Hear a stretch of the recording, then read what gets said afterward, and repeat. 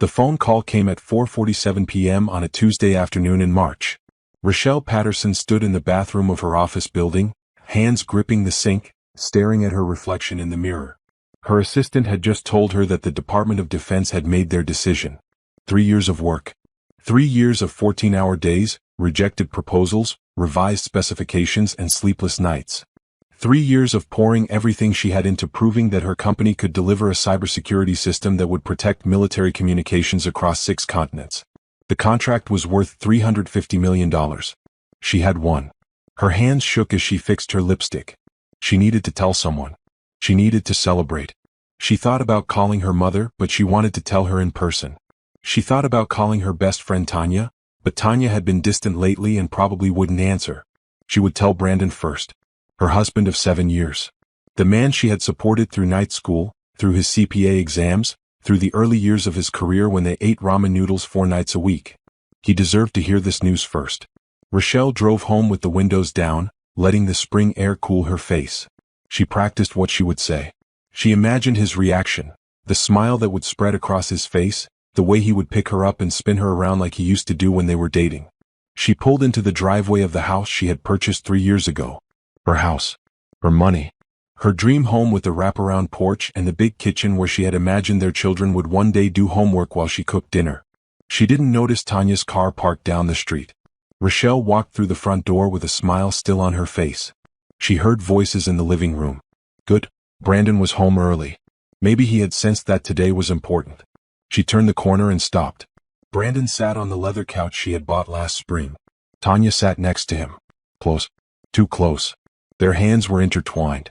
On the coffee table sat a stack of papers. Rochelle, Brandon said. He didn't stand up. He didn't let go of Tanya's hand. We need to talk. The smile faded from Rochelle's face. She looked at her husband. She looked at her best friend.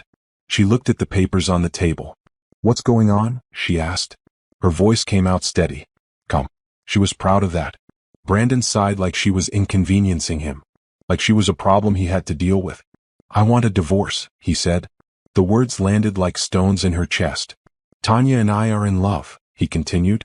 We've been together for over a year now. We didn't want to hurt you, but it's time to stop pretending. Rochelle stared at Tanya. This was the woman she had roomed with in college. The woman she had held when her mother died. The woman she had loaned money to when she lost her job. The woman she had trusted with her deepest secrets. Tanya couldn't meet her eyes. Say something, Brandon demanded. Rochelle walked slowly to the coffee table. She picked up the divorce papers. Her hands weren't shaking anymore. She felt something cold settling into her bones. You've already had these drawn up, she said. It wasn't a question. We have a lawyer, Brandon said. A good one. I'm entitled to half of everything, Rochelle. Half the house, half your savings, half your company. We can do this the easy way or the hard way. Half her company. The company she had started in a basement apartment with a second-hand computer and a dream. The company she had built client by client, contract by contract. The company that had just won a $350 million deal. You want half my company, she repeated. Brandon smiled. It was not a nice smile. I've been your husband for 7 years. I supported you while you built that business. I'm entitled to my share. Rochelle thought about all the nights she had worked while Brandon watched television. All the weekends she had spent in the office while he played golf with his friends. All the time she had asked him to help with a proposal and he had said he was too tired. She thought about the credit card charges she had noticed last month. Hotels she had never stayed in. Restaurants she had never visited. Jewelry she had never received. She looked at the diamond bracelet on Tanya's wrist. You need to leave, Brandon said. We've talked about it and we think it's best if you move out this week. Tanya is going to move in here. We'll sell the house eventually and split the profit, but for now we need the space. He was telling her to leave her own house. The house she had paid for with money she had earned. The house she had found, negotiated for, and signed the papers on while Brandon complained that the process was taking too long. Tanya finally spoke. Rochelle, I know this is hard. But Brandon and I have something real. You'll find someone else eventually. Someone who's right for you. Someone who's right for her. Her best friend was sitting on her couch, holding her husband's hand, wearing jewelry purchased with her money, and telling her that she would find someone who was right for her. Rochelle looked at the divorce papers again. She saw the name of Brandon's lawyer. She saw the financial demands. She saw the claim to 50% of Patterson Security Systems. She set the papers down carefully. "No," she said. Brandon blinked. "What?" "No. I'm not leaving my house. I'm not giving you half my company. And I'm not signing these papers." Brandon stood up. His face turned red. "You don't have a choice, Rochelle. My lawyer says." "Your lawyer is wrong," Rochelle said. Her voice was still calm, still steady. "This house is in my name. My company is in my name. You have no legal claim to either. We're married." "Not for long." Rochelle pulled her phone from her purse. She called her assistant. "Patricia, I need you to contact Raymond Foster's office. Tell them I need an appointment tomorrow morning. First thing." She paused. "Yes, the divorce attorney. The one who handled the Morrison case." Brandon's face went pale. Everyone knew about the Morrison case. A cheating husband had tried to claim his wife's inheritance.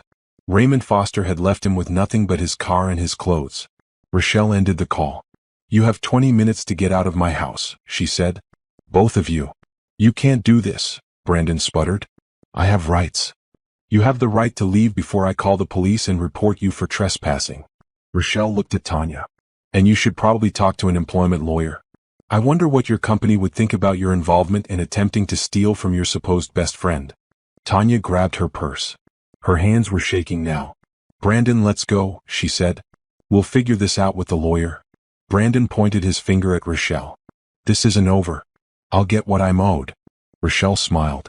It was not a nice smile. "You'll get exactly what you deserve," she said. She watched them leave. She watched Tanya's car pull away from down the street. She watched Brandon's taillights disappear around the corner. Then she sat down on her leather couch and let out a long breath. Her phone buzzed. A text from her assistant. "Congratulations again on the contract. The whole office is celebrating. You did it. $350 million. Rochelle started to laugh. Then she started to cry. Then she laughed again. Her husband had just asked for a divorce. Her best friend had been sleeping with him for a year. They wanted half of everything she owned. And they had no idea what they had just lost. Rochelle Patterson grew up in a 2-bedroom apartment in southeast Washington, D.C. Her mother worked double shifts as a nurse's aide. Her father left when she was 4 years old and never came back. She shared a room with her 2 younger sisters. They shared clothes, shoes, and textbooks. They shared a single computer that they took turns using for homework. They shared dreams of something better. Rochelle was the oldest. She was the one who helped her sisters with their homework when their mother worked nights. She was the one who learned to cook dinner from YouTube videos when she was 10 years old. She was the one who told her sisters that they could be anything they wanted to be if they worked hard enough. She believed it because she had to.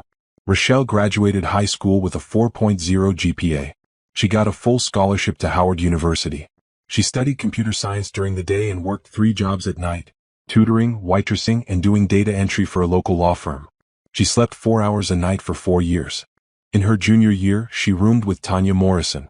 Tanya was studying marketing. She was funny and outgoing and popular. She was everything Rochelle wasn't. They became friends immediately. Tanya came from money. Her parents paid her tuition, her rent, and her credit card bills. She never had to work a job during college. She never had to worry about whether she could afford textbooks. But she was kind to Rochelle.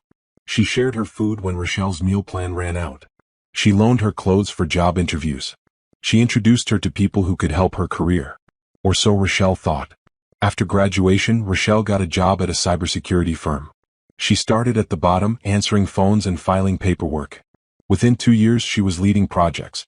Within 5 years, she was managing a team. But she wanted more. She saw how the company operated. She saw the inefficiencies, the wasted resources, the opportunities they missed. She knew she could do better. She started Patterson Security Systems in the spare bedroom of her apartment. She had $3,000 in savings and a second-hand laptop. She had no investors, no partners, no safety net. She had an idea and the willingness to work harder than anyone else. Tanya helped her with the marketing materials. She designed the logo, created the website, wrote the promotional copy. She didn't ask for payment. She said that's what friends were for. Rochelle never forgot that kindness. She met Brandon Thompson at a networking event 2 years after starting her company. He was working as a staff accountant at a mid-size firm. He was handsome, charming, and ambitious. He told her he was going to be a partner someday. He also told her he needed help passing his CPA exam. Rochelle paid for his study materials. She quizzed him on weekends. She made him flashcards and practice tests. She encouraged him when he wanted to give up. He passed on his second try. They got married 6 months later. In the beginning, things were good. Brandon supported her business. He helped with the bookkeeping, offered advice, celebrated her wins. They worked as a team. Or so she thought. Patterson's security systems grew.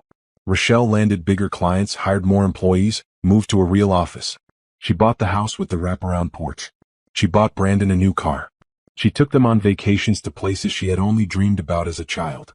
She introduced Brandon to all her contacts. She brought him to industry events. She made sure people knew he was her husband, that he was smart and capable and someone they should work with. His accounting firm started getting referrals from her clients. She introduced Tanya to people too. She helped her get a marketing job at a tech company. She recommended her for freelance projects. She included her in dinners with important people. Rochelle thought she was building a life, a family, a legacy. She thought the people she loved were building it with her. 3 years ago, she started working on the Department of Defense contract. It was the biggest opportunity of her career.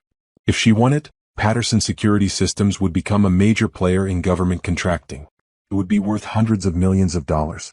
She worked constantly. 60-hour weeks became 70-hour weeks. She missed dinners with Brandon. She canceled plans with Tanya. She told them both that it would be worth it in the end. Brandon complained. He said she was never home. He said she cared more about work than about him. He said he felt neglected. She tried to make it up to him. She planned romantic weekends. She cooked his favorite dinners. She bought him expensive gifts. But he was never satisfied. She started noticing things. Little things. Brandon texting late at night and turning his phone face down when she walked in. Brandon having dinner meetings that he couldn't tell her about. Brandon buying new clothes and getting new haircuts. Tanya was different too. She canceled lunch plans at the last minute. She seemed uncomfortable when Rochelle talked about her marriage. She avoided being alone with Rochelle. Rochelle told herself she was imagining things. She told herself that Brandon was just stressed about work. That Tanya was just busy with her own life. That she was being paranoid because she was tired and overworked. Her mother didn't agree. "Baby, something ain't right with that man," her mother said. "I've been watching him. He doesn't look at you the same way anymore." "Mama, you're being dramatic," Rochelle said. "Brandon loves me." "Maybe. But does he love you more than he loves what you can give him?" Rochelle didn't want to hear it. She focused on work. She refined her proposal. She had meetings with military officials and intelligence analysts and technical experts. She poured everything she had into winning that contract. And then she won it. $350 million. She was going to run home and tell Brandon. She was going to call Tanya and celebrate. Instead, she found out that the two people she trusted most in the world had been betraying her for a year. Now she sat in her empty house the night after Brandon and Tanya left. She looked at the living room where she had found them together. She looked at the kitchen where she had cooked countless meals that Brandon had eaten without thanks. She looked at the bedroom where her husband had slept beside her while carrying on with her best friend. She felt hollow. But beneath the hollowness, she felt something else. She felt anger. Cold, clean, clarifying anger. They thought she was going to break. They thought she was going to cry and beg and eventually give them what they wanted. They didn't know her at all. Rochelle Patterson had built herself up from nothing once before. She had worked 3 jobs and slept 4 hours a night. She had started a company with $3,000 and turned it into a multimillion-dollar business. She was going to do it again. And this time she was going to make sure that the people who betrayed her got exactly what they deserved. Rochelle couldn't sleep that night. She lay in bed and stared at the ceiling and thought about all the moments she had missed. All the signs that should have told her what was happening. The first sign came 8 months ago. She had come home early from a business trip. Her flight had landed 3 hours ahead of schedule because of favorable winds. She didn't call Brandon to tell him, she wanted to surprise him. She walked into the house and heard laughter from the kitchen. Brandon was there with Tanya. They were cooking dinner together. They sprang apart when she walked in. "Rochelle?" Brandon said. "You're home early." "My flight was fast," she said. She looked at Tanya. "I didn't know you were coming over." Tanya smiled. It didn't reach her eyes. "Brandon said you were gone, so I thought I'd keep him company. Make sure he didn't starve." They all laughed. But something felt wrong. Rochelle pushed the feeling down. The second sign came 6 months ago. She was looking for a receipt in Brandon's jacket pocket. She found a hotel key card instead. The Monarch Hotel downtown. She had never stayed there. She asked Brandon about it. "Oh, that," he said. He didn't even hesitate. "Client meeting." They have great conference rooms. She believed him. Or she told herself she did. The third sign came 4 months ago. She looked at their joint credit card statement. She saw charges she didn't recognize. A jewelry store. A lingerie shop. An expensive restaurant she had never been to. She asked Brandon about them. Gifts for you, he said. For your birthday next month. You ruined the surprise. Her birthday came and went. He gave her a scarf. She didn't mention the credit card charges again. The fourth sign came 2 months ago. Tanya's birthday party. Rochelle had organized the whole thing, the venue, the food, the guest list. She had spent weeks planning it. At the party, she watched Brandon and Tanya together. The way he touched her arm when he talked to her. The way she leaned into him. The way they looked at each other when they thought no one was watching. Rochelle's mother was at the party.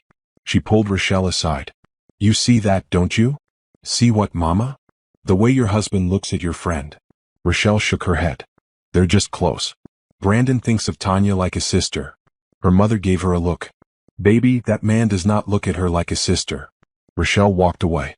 The fifth sign came 1 month ago. She came home and smelled perfume in the house. Not her perfume. Something heavy and floral. Tanya's perfume. Was Tanya here today? She asked Brandon. She stopped by for a few minutes, he said. She needed advice about a work thing. Rochelle nodded. But she noticed that the pillows on the couch were rearranged. She noticed that there were 2 wine glasses in the sink, though Brandon said Tanya had only stayed a few minutes. She noticed that their bed was made differently than how she had left it that morning. She didn't say anything. She didn't say anything because she didn't want to know. She didn't want to believe that her husband was cheating. She didn't want to believe that her best friend was betraying her. She didn't want to accept that the life she had built was a lie. So she focused on work. She focused on the contract. She told herself that once she won it, everything would be better. Once the pressure was off, she and Brandon would reconnect. Once she had more time, she would see that she had been imagining things. She won the contract. And 2 hours later, she found out the truth. Now she lay in bed and thought about all those signs. All those moments when her gut told her something was wrong and she refused to listen. She thought about the money Brandon had spent. Hotels, jewelry, restaurants, lingerie. How much had he stolen from her? She got up and went to her computer. She logged into their bank accounts. She pulled up statements going back a year. The numbers made her sick. $50,000 in the past 6 months alone. Hotels she had never stayed in. Trips she had never taken. Gifts she had never received. Brandon had been living a double life on her dime. She checked her company accounts next. Those were in her name alone. She had never added Brandon. He had asked her to several times, but something had always made her hesitate. Thank God. But there were irregularities. Small amounts missing from petty cash. Invoices paid twice.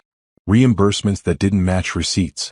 Brandon had been doing her company's bookkeeping as a favor. He had been stealing from her for months. She printed everything. Statements. Records. Receipts. She put them in a folder and locked the folder in her safe. Then she made a list. Everything she would need to protect herself. Financial records. Property documents. Company paperwork. Evidence. She would need a good lawyer. She would need a forensic accountant. She would need to move fast before Brandon realized that she knew what he had been doing. She thought about calling Tanya. Old habits. For 10 years, Tanya had been the person she called when she needed help. When she needed advice. When she needed someone to talk to. Now Tanya was the enemy. Rochelle felt something crack inside her chest. Not just her marriage. Not just her trust in Brandon. Her friendship. Her sisterhood. The person she thought would be in her life forever. Gone. She cried then. Hard, racking sobs that hurt her throat. She cried for the marriage she thought she had. She cried for the friend she thought she knew. She cried for the years she had wasted on people who didn't deserve her. When the tears stopped, she felt empty. And then she felt clear. She was done crying. She was done being hurt. She was done being the fool. From now on, she was going to be smart. She was going to protect herself. She was going to protect her company. She was going to make sure that Brandon and Tanya didn't get a single cent that they hadn't earned. And then she was going to build a life so good that they would choke on their regret. Raymond Foster was the most expensive divorce attorney in the city. He was also the best. Rochelle sat in his office the next morning and told him everything. The affair. The credit card charges. The money missing from her company. The divorce papers Brandon had presented. Foster listened without interrupting. When she finished, he leaned back in his chair. Your husband is an idiot, he said. Rochelle blinked. Excuse me? He presented you with divorce papers that include a claim to your company. He did this before hiding any of his financial misconduct. He didn't even consult with his own lawyer first. I checked. Those papers came from a cut-rate firm that does basic divorces. They have no idea what they're dealing with. What do you mean? Foster smiled. It was the smile of a shark who had just spotted a seal. I mean that your husband just handed us everything we need to destroy him. He explained. Brandon had made several critical errors. First, he had filed for divorce in a state with strong protections for business owners. Since Rochelle's company was in her name alone, and since Brandon had never been an employee or partner, he had no legal claim to it. Second, he had submitted financial documents that included evidence of his own theft. The credit card statements, the bank records, they all showed money flowing out of joint accounts to pay for his affair. Third, he had committed fraud by attempting to claim assets that weren't his. That made this a criminal matter, not just a civil one. He could go to prison? Rochelle asked. Potentially, Foster said. But let's focus on the divorce first. I want to bring in a forensic accountant to trace every dollar he's taken. I want to document the affair for the court record. And I want to make sure that when this is over, you walk away with everything you came in with. What about Tanya? Foster's eyes gleamed. If she benefited financially from your husband's theft, which it sounds like she did, she could be named as a co-conspirator. At minimum, we can make her life very uncomfortable. Rochelle thought about that. Part of her wanted to protect Tanya. Old habits again. Then she thought about the diamond bracelet, the perfume in her house, the year of lies and betrayal. Do it, she said. Over the next 2 weeks, Rochelle learned the full extent of what Brandon had done. The forensic accountant traced over $200,000 in misappropriated funds. Money from their joint accounts. Money from her company's petty cash. Money from reimbursement schemes and falsified invoices. Brandon had used that money to fund his affair with Tanya. Hotels, trips, jewelry, clothes, a deposit on a new house. A house that Rochelle had effectively paid for. There's more, the accountant said. She was a no-nonsense woman named Gloria who wore reading glasses on a chain around her neck. He tried to set up a shell company 6 months ago. It looks like he was planning to divert some of your government contract payments to himself. He tried to steal from the Department of Defense? He tried to steal from you. The money would have come from your company's accounts after the DoD deposited it. But yes, if this had worked, it would have been federal fraud. Rochelle felt dizzy. Why didn't it work? Because you never added him to your company's banking. He needed your signature to set up the transfers and he never got it. All those times Brandon had asked to be added to her business accounts. All those times she had said she would get to it later. Her instincts had saved her. What do I do now? She asked. You document everything, Gloria said. And you let your lawyer do his job. Foster filed the divorce papers 3 weeks after Brandon had served Rochelle. But these papers were different. They included evidence of adultery, theft, fraud, and conspiracy. They also included a demand for full restitution and a complete separation of assets. Brandon's cut-rate lawyer dropped him the day after receiving Foster's filing. Brandon called Rochelle's phone 17 times that day. She didn't answer. Her new policy was to let everything go through her attorney. He called Tanya's phone next. Rochelle knew this because Foster had hired a private investigator to document their activities. The investigator reported that Brandon had shown up at Tanya's apartment that night. There was yelling. Tanya threw a vase at his head.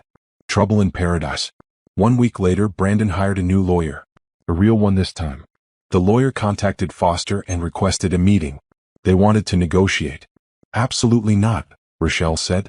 You should hear what they're offering, Foster said. I don't care what they're offering. I want everything I'm entitled to. I want restitution for what he stole. I want him to have nothing. Foster smiled. That's what I hoped you'd say. The meeting happened anyway, but Rochelle didn't attend. She let Foster handle it. He came back with a report.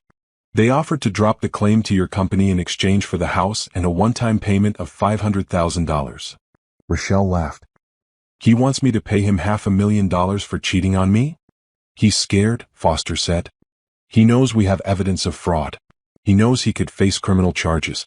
He's trying to get what he can before it all falls apart. What did you tell him? I told him we'd see him in court. The court date was set for 3 months away. Brandon tried to contact Rochelle directly. Emails. Texts. He showed up at her office once. Security escorted him out. Tanya tried to. She sent a long email apologizing, explaining, asking Rochelle to understand that love wasn't something you could control. Rochelle deleted it without reading past the first paragraph. She didn't want their apologies. She didn't want their explanations. She didn't want anything from them except what the court would order them to give. She wanted justice. And she was going to get it. Rochelle learned something important during those 3 months before the court date. She learned how to be strategic. Before, she had trusted people. She had given them the benefit of the doubt. She had believed that if she was good to them, they would be good to her. That was over now. Now she thought 3 steps ahead. She documented everything. She protected herself at every turn. She made moves that Brandon and Tanya wouldn't see coming until it was too late. The first move was the press release. Patterson Security Systems announced the $350 million Department of Defense contract. It was covered by every major business publication, tech sites, financial news, national newspapers. Rochelle was interviewed by Forbes. She was featured in Black Enterprise. She appeared on a morning news show to talk about building a cybersecurity company as a black woman in a male-dominated field. She never mentioned Brandon or the divorce. She didn't have to. Everyone who knew them saw the coverage. Brandon's colleagues, Tanya's employer, their friends, their families. They all knew that Rochelle had just become very, very successful. And they all knew, because gossip travels fast, that Brandon had left her for her best friend right before the announcement. Brandon's reputation started to suffer. People whispered. They pointed. They declined lunch invitations and didn't return phone calls. His accounting firm's clients started asking questions. Rochelle heard from mutual friends that Brandon was furious. He thought she had planted stories in the press to make him look bad. She hadn't. She had just told the truth about her business success. The comparison to his personal failures was obvious enough without her saying a word. The second move was the forensic audit. Rochelle hired Gloria to do a complete review of Patterson Security Systems books. Every transaction, every invoice, every reimbursement. The audit found more problems than they had initially identified. Brandon's theft was systematic and had been going on for almost 2 years. He had started small, a few $100s here and there, and gotten bolder over time. By the end, he was stealing thousands of dollars a month. Gloria documented everything and prepared a report for the court. The third move was the company restructuring. Rochelle worked with her lawyer to make sure that Patterson Security Systems was completely protected from the divorce proceedings. She established a new corporate structure. She put assets in protected accounts. She created firewalls that would prevent any court from touching her business. It wasn't that she thought she would lose. It was that she never wanted to be vulnerable again. The fourth move was personal.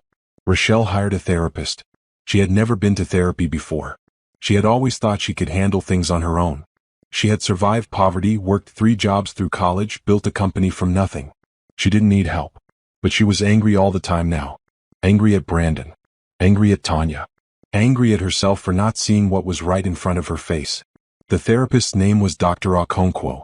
She was a small woman with gray locks and a direct way of speaking that Rochelle appreciated. "You're not angry at them," Dr. Okonkwo said in their third session. "You're angry at yourself." "I'm angry at both," Rochelle said. "But you can't control them. You can only control yourself. And you're furious that you let this happen. That you ignored the signs. That you weren't smart enough to see it." Rochelle felt tears prick her eyes. "I should have known. Maybe. But you trusted people you loved. That's not a character flaw. That's being human." It felt like being stupid. It was being hopeful. There's a difference. Dr. Okonkwo leaned forward. "The question now is what you do with this experience. Do you let it make you bitter and closed off? Or do you learn from it and become wiser without becoming hard?" Rochelle thought about that a lot over the following weeks. She didn't want to become hard. She didn't want to go through life suspicious of everyone, unable to trust, unable to love. But she also didn't want to be a fool again. She decided that she would be careful. She would pay attention to actions, not words. She would trust people when they earned it, not before. And she would never, ever ignore her instincts again. The fifth move was building her support network. Rochelle had always been independent. Too independent, maybe. She had never wanted to burden people with her problems. Now she reached out. Her mother came to stay with her for a month. They cooked together, watched movies together, talked about everything and nothing. Her mother told her stories about her own life. The struggles, the disappointments, the time she had to pick herself up and keep going. "You come from strong women," her mother said. "Your grandmother raised 5 children alone after your grandfather died. I raised 3 girls on a nurse's aide salary. You built a company from nothing. We don't break. Rochelle's sisters called every day. They sent care packages. They offered to come beat up Brandon, which made Rochelle laugh for the first time in weeks. She reconnected with old friends, people she had neglected while she was building her business. They rallied around her. They took her to dinner, to movies, to a spa weekend that she paid for because she wanted to thank them for being there. She realized she had more people in her corner than she had thought. And she realized that Brandon and Tanya had no one. Brandon's family had never liked him much. Rochelle had always thought they were too hard on him, but now she wondered if they had seen something she hadn't. His colleagues were distancing themselves. His friends were choosing sides, and most of them were choosing Rochelle. Tanya had alienated her own friends by disappearing into the affair. She had no family left. Her parents were dead and she was an only child. She had burned her bridge with Rochelle, the one person who had always been there for her. They were alone together. Rochelle almost felt sorry for them. Almost. Then she remembered the diamond bracelet, the hotel key card, the divorce papers on her coffee table. And she got back to work. 3 months after Brandon walked out, Rochelle barely recognized her own life. The Department of Defense contract was just the beginning. Word spread about Patterson's security systems. Other government agencies came calling. Private corporations wanted in. International companies reached out about partnerships. Rochelle hired 30 new employees in 8 weeks. She moved her company to a bigger office, a full floor in a downtown high-rise with a view of the city. She brought in a COO to handle operations so she could focus on strategy and growth. Business magazines kept calling. She did interviews. She spoke at conferences. She became a face of Black excellence in tech, whether she wanted to be or not. She found that she wanted to be. For so long she had kept her head down and worked. She had let her results speak for themselves. But now she realized that visibility mattered. Young Black women needed to see someone who looked like them building something big. So she spoke. She shared her story, the poverty, the 3 jobs, the second-hand laptop. She talked about the challenges of being a Black woman in cybersecurity, the time she had been underestimated or dismissed or ignored. She didn't talk about Brandon. Not directly. But she talked about setbacks and betrayals. She talked about people who tried to take what she had built. She talked about protecting yourself and your work. People knew what she meant. The Forbes article came out in May. Rochelle Patterson, the $350 million woman who built her empire twice. It told her whole story: childhood, college, the early days of her company, the government contract. It mentioned the divorce. Just a line. Patterson is currently navigating a divorce from her husband of 7 years, with court proceedings scheduled for next month. That was all. But it was enough. Rochelle bought a penthouse. She hadn't planned to. She was driving through a neighborhood near her new office, and she saw a building that caught her eye. Glass and steel, modern and clean. A sign out front said there was a penthouse available. She went in on a whim. The realtor showed her the unit. Floor-to-ceiling windows. A terrace that wrapped around 2 sides. A kitchen that made her mother cry when she saw it. "I'll take it," Rochelle said. She paid cash. $3 million. Money she had earned. A home that belonged to her alone. She moved in the week before the court date. Her mother helped her decorate. They bought furniture together. Nothing like the heavy traditional pieces she had chosen for the house with Brandon. This furniture was light, modern, comfortable. This home felt like her. She kept the old house. She wasn't sure why at first. Then she realized she was going to sell it after the divorce and donate the money to charity. Brandon would get nothing from it. Tanya would never live there. It was petty. She didn't care. Meanwhile, Brandon and Tanya were falling apart. Rochelle heard about it from the private investigator Foster kept on retainer. Brandon's accounting firm had lost 3 major clients. 2 of them were companies that Rochelle had referred. They didn't want to work with a man who had cheated on his wife and stolen her money. Brandon blamed Rochelle. He told anyone who would listen that she was sabotaging him. That she was poisoning people against him. She wasn't. She didn't have to. People made their own judgments. Tanya got fired. Her employer found out about her involvement in Brandon's financial schemes. They did their own investigation and discovered that Tanya had used company resources for personal business. Printing, copying, phone calls about the house she and Brandon were trying to buy. It was enough to terminate her. Without income, Tanya couldn't contribute to the life she and Brandon had planned. The house deposit was lost. The apartment they were renting was too expensive. They had to move to a cheaper place in a worse neighborhood. The private investigator reported that they were fighting constantly. Rochelle felt nothing. She thought she would feel satisfaction, vindication, pleasure at their suffering. Instead, she felt empty. Dr. Okonkwo helped her understand it. "You're not a vindictive person," the therapist said. "You wanted justice, not revenge. And justice isn't about making them suffer. It's about protecting yourself and being made whole. So why do I keep checking the investigators' reports? Because you're human. Because part of you needs to see that there are consequences for what they did. But you're not enjoying it, are you?" Rochelle thought about it. "No, I'm not." "Then maybe it's time to stop looking." Rochelle thought about that too. She wasn't ready to stop. Not yet. Not until the court date. But maybe after. Maybe after she could let them go.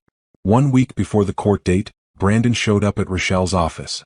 She was in a meeting with her leadership team when her assistant interrupted. "Your husband is in the lobby," Patricia said. "He's demanding to see you. Security is with him."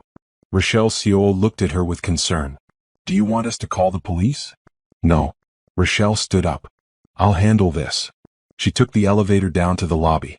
Brandon was standing near the security desk, 2 guards flanking him. He looked terrible. His suit was wrinkled. He had lost weight.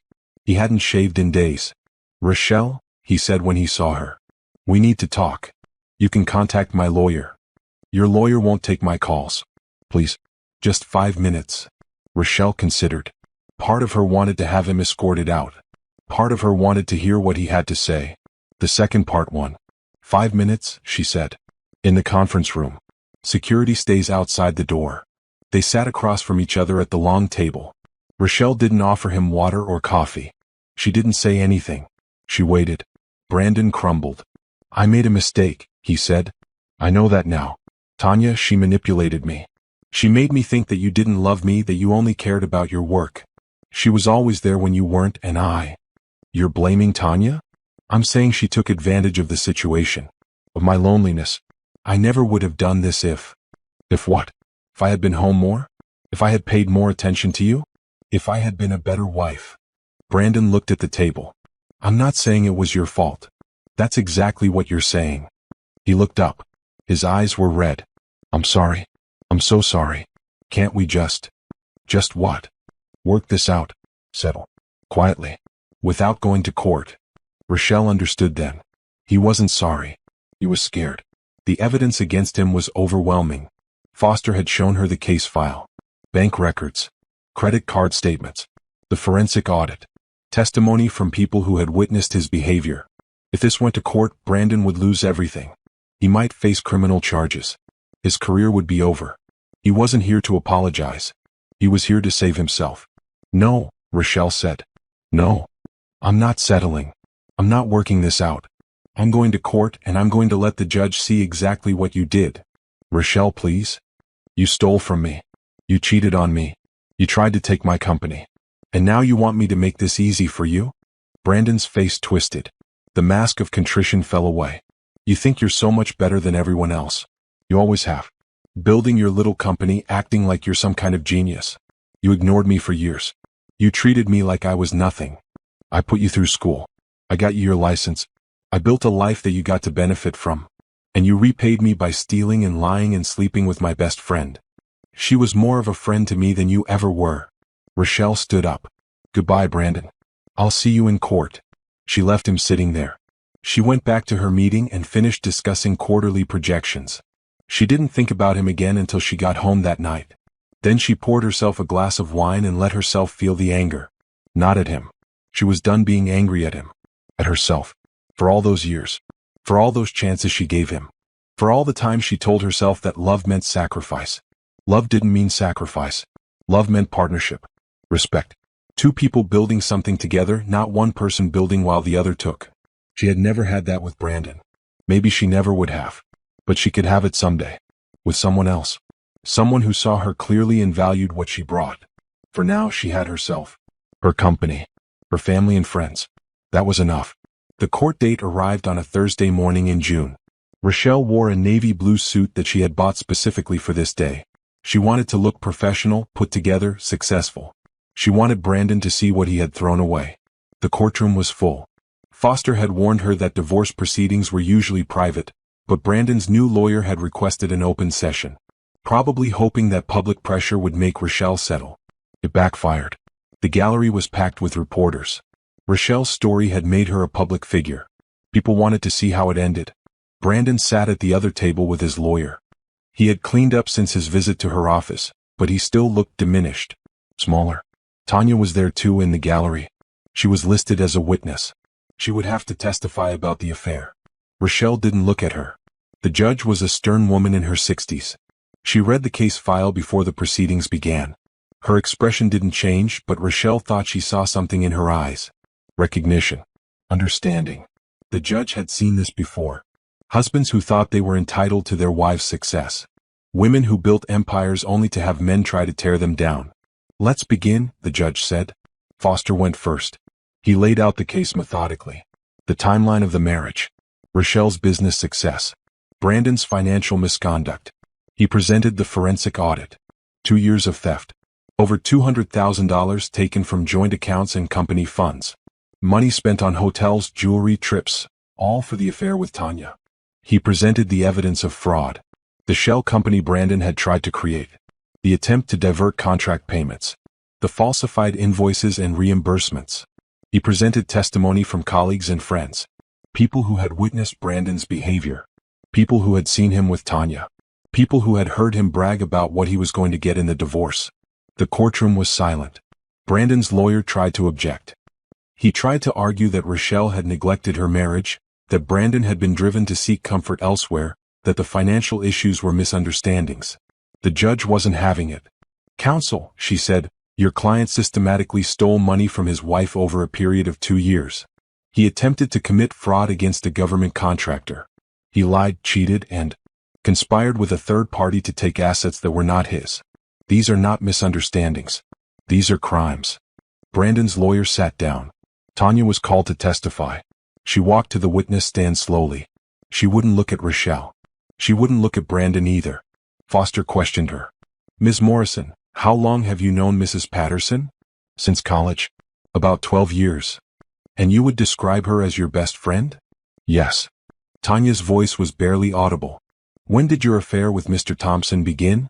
"About 15 months ago." "Did Mr. Thompson tell you he was married?" "Yes." "Did you know that the money he was spending on you came from Mrs. Patterson's accounts?" Tanya hesitated. I didn't think about it." "You didn't think about it? The hotels, the jewelry, the trips. You didn't wonder where that money was coming from?" "He said it was his money. But you knew he worked as an accountant. You knew Mrs. Patterson was the primary earner in the marriage. You knew she had built a successful company." Tanya didn't answer. "Ms. Morrison, did you benefit financially from Mr. Thompson's theft from his wife?" "I didn't know it was theft. That wasn't my question. Did you benefit financially?" A long pause. "Yes." Foster turned to the judge. No further questions. Brandon's lawyer declined to cross-examine. There was nothing to say. Rochelle was called to testify. She walked to the witness stand with her head high. She looked at the gallery, at the reporters, at the faces of people she didn't know who had come to see her story. She told the truth. She talked about her childhood, her education, building her company from nothing. She talked about meeting Brandon and helping him through school. She talked about introducing him to her contacts and supporting his career. She talked about the signs she had ignored. The credit card charges, the hotel key, the perfume in her house. The warnings from her mother that she had dismissed. She talked about the day she won the contract and came home to find her husband and her best friend holding hands on her couch. Her voice was steady. She didn't cry. She had done her crying already. When she finished, Brandon's lawyer stood up for cross-examination. "Mrs. Patterson, would you say you were a good wife?" "Objection," Foster said. "Relevance." "I'll allow it," the judge said. "But tread carefully, counsel." Brandon's lawyer repeated the question. Rochelle considered. "I was a faithful wife. I was a supportive wife. I worked hard to build a life for my family. Was I perfect? No. But I didn't steal from my husband. I didn't cheat on him. I didn't conspire with his best friend to take his assets. But you were often absent. Working late. Traveling. Would you say you prioritized your career over your marriage?" "I prioritized building a future for both of us. Brandon benefited from everything I did. His lifestyle, his career, his reputation, all of it was built on my work." "So you felt he owed you?" "I felt we were partners. I was wrong." Brandon's lawyer tried a few more questions. Rochelle answered them calmly and clearly. She didn't get angry. She didn't get defensive. She had nothing to hide. Closing arguments were brief. Foster summarized the evidence. Brandon's lawyer asked for mercy and a fair division of assets. The judge retired to make her decision. She came back in less than an hour. "I've reviewed the evidence in this case," she said, "and I find it deeply troubling." She looked at Brandon. "Mr. Thompson, you stole from your wife. You betrayed her trust.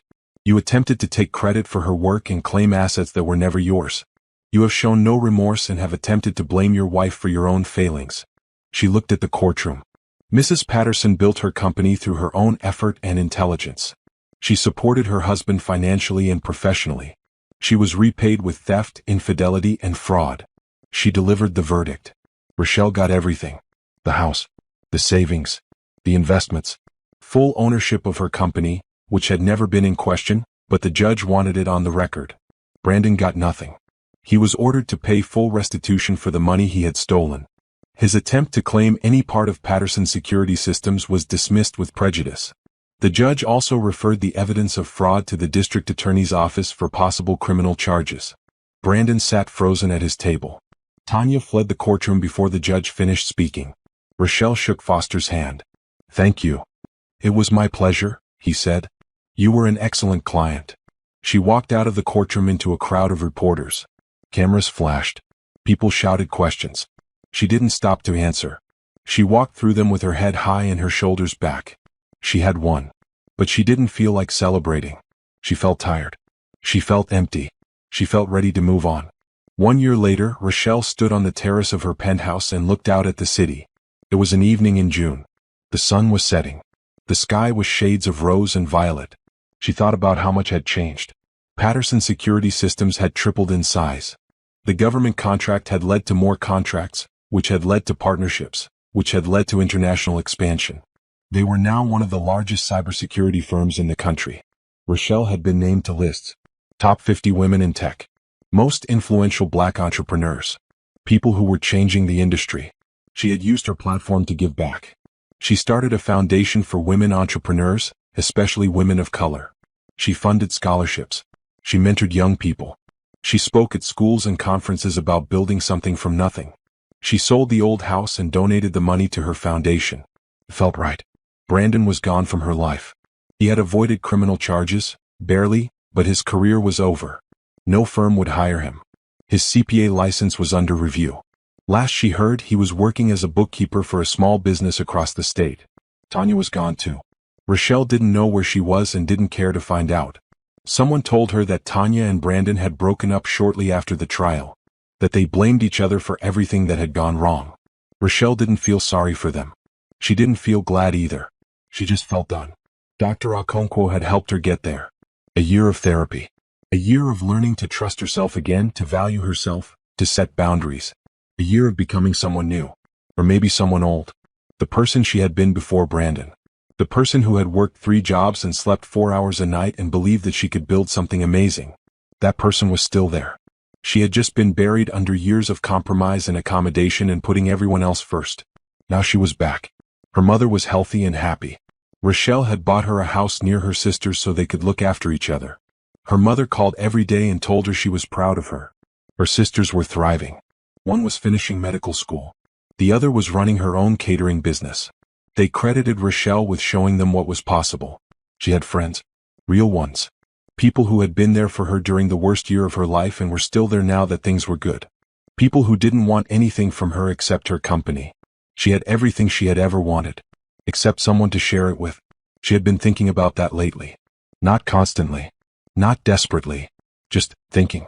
She wasn't ready to date when the divorce was finalized. She wasn't ready 6 months later.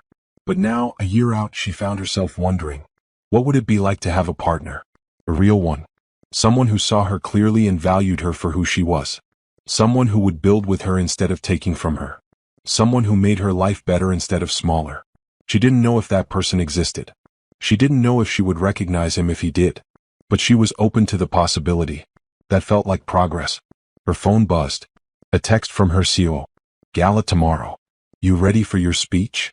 The business leaders of Tomorrow Gala. Rochelle was receiving an award for entrepreneurship and philanthropy. She had spent a week on her speech. Ready as I'll ever be, she texted back. She went inside and looked at herself in the mirror. She was 37 years old. She was healthy, successful, strong. She had built an empire and survived a betrayal and come out the other side. She looked good. She felt good. Tomorrow was going to be a great night. The gala was held at a downtown hotel. Crystal chandeliers, white tablecloths, men in tuxedos and women in gowns. The kind of event Rochelle used to be intimidated by. Not anymore. She wore a silver dress that fit her perfectly. Simple. Elegant. Expensive. She had bought it with money she had earned. Her mother was her date. They walked in together and Rochelle felt proud to have her there. This woman who had worked double shifts and raised 3 girls alone. This woman who had made Rochelle who she was. The evening was a blur of handshakes and conversations and photographs. People congratulated Rochelle on her award. People asked about her company.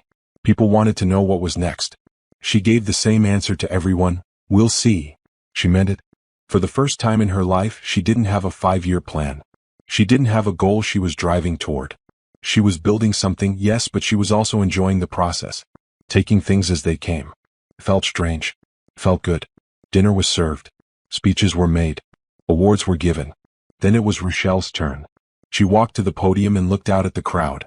Hundreds of people. Important people. People who had power and influence and money. People who wanted to hear what she had to say. "Thank you," she began. "I'm honored to receive this award. But I want to talk tonight about something other than my achievements." She paused. "I want to talk about resilience." She told her story. Not all of it, not the ugly details, but the shape of it. Growing up poor. Working through college. Building a company. Losing trust in people she loved. Starting over. "I'm not going to stand here and tell you that betrayal made me stronger," she said. "That's not how it works. Betrayal breaks you. It makes you doubt yourself. It makes you wonder if you'll ever trust anyone again." She looked at her mother in the front row. Her mother was smiling. "What made me stronger was the choice I made after the betrayal. The choice to protect myself and my work. The choice to hold people accountable for what they did to me. The choice to build a life that was mine alone." She talked about her foundation. About the women she had helped. About the importance of supporting each other. "Success isn't just about money," she said. "It's about freedom. The freedom to make your own choices. The freedom to walk away from people who don't value you. The freedom to bet on yourself and win." She smiled. "I bet on myself. And I won. I hope you'll do the same." The applause was deafening. Rochelle walked off the stage and into a crowd of well-wishers. She shook hands, accepted congratulations, smiled for photographs. And then she saw him. He was tall and broad-shouldered, with dark skin and kind eyes. He wore a well-cut tuxedo and had a confidence about him that wasn't arrogant. He was standing near the bar watching her. Their eyes met. He smiled. She smiled back. He walked over. "That was one hell of a speech," he said. "Thank you. I'm Jonathan Porter. I run a construction company. Rochelle Patterson. I know who you are." He grinned. "Everyone knows who you are. But I don't think they know the half of it." She raised an eyebrow. "What do you mean?" "I mean that speech. That wasn't a CEO talking. That was someone who's been through something and came out the other side. That takes more than business skills." She looked at him. Really looked. He was handsome, yes. But more than that, he was direct. Honest. He said what he meant and seemed to mean what he said. "Can I buy you a drink?" he asked. "Or does that not work at an open bar?" She laughed. "I think I can make an exception." They talked for an hour. About their businesses. About their families. About what they wanted from life. He was divorced too. 3 years ago. His wife had left him for someone she met at her gym. He had buried himself in work and come out the other side with a successful company and a lot of lessons learned. "I don't trust easily anymore," he said. "But I don't want to be alone forever either." "That sounds familiar," Rochelle said. He looked at her. "Would you want to get dinner sometime? Real dinner, not a gala. I know a place that makes incredible jerk chicken." She thought about it. About what Dr. Okonkwo had said.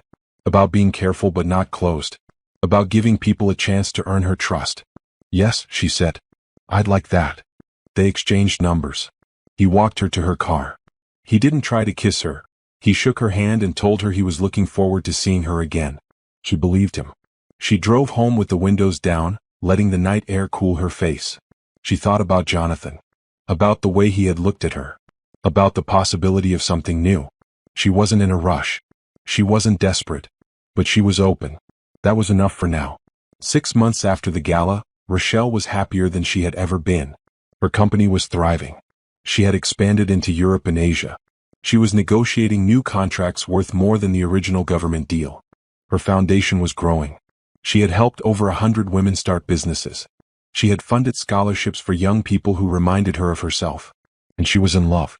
Jonathan was everything Brandon had never been. He was supportive without being controlling. He was confident without being arrogant. He celebrated her success instead of resenting it. They had taken things slow. Dinner led to more dinners. Dinners led to weekends together. Weekends led to meeting each other's families. Rochelle's mother loved him. "That's a man," she said after meeting Jonathan for the first time. "That's what a real man looks like." Rochelle was inclined to agree. They weren't living together yet. They weren't engaged. But they were building something. Carefully. Intentionally. The right way. Then came the gala. Another awards ceremony. Another speech. This one was at the convention center downtown. Bigger than the last one, more prestigious.